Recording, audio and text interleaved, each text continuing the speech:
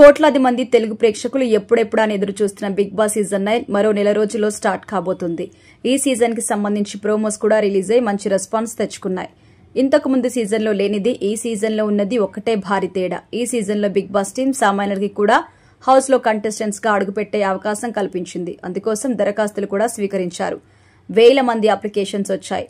అయితే కేవలం 40 మందిని మాత్రమే ఎంపిక చేశారు. ఈ 40 మందికి బిగ్ బాస్ అగ్ని పరీక్ష అనే కాంటెస్ట్ ద్వారా టాస్కులు నిర్వహించి కేవలం 8 మందిని మాత్రమే సెలెక్ట్ చేసి బిగ్ బాస్ లోకి పంపుతున్నారు.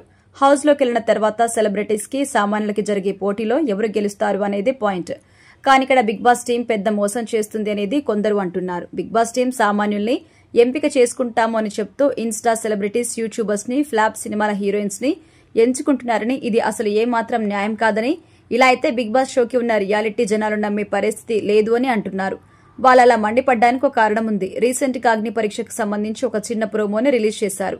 ఈ ప్రోమోలో రేఖా బోస్ అనే హీరోయిన్ కూడా ఉంది. వైజాగ్ కి చెందిన ఈ తెలుగు అమ్మాయి గతంలో దామిని విల్లా, రంగేలా, కళ్యాణ తస్మే వంటి సినిమాలో నటించింది. ఇప్పటి వరకు ఆమె ఎక్కువగా బోల్డ్ పాత్రలతోనే కనిపించింది. ఇన్స్టాలో ఈమెకి దాదాపుగా 4 లక్షల మంది ఫాలోవర్స్ ఉన్నారు. ఈమె పవన్ కళ్యాణ్ కి వీరాభిమాని. సినీ నటిగా కంటే కూడా ఈమె ఎక్కువగా పవన్ కళ్యాణ్ వీరాభిమానిగానే పాపులర్ అయింది. 2024 ఎన్నికల్లో పవన్ కళ్యాణ్ కోసం జనసేన తరపున ఎండల్లో తిరుగుతూ ప్రచారం చేసింది.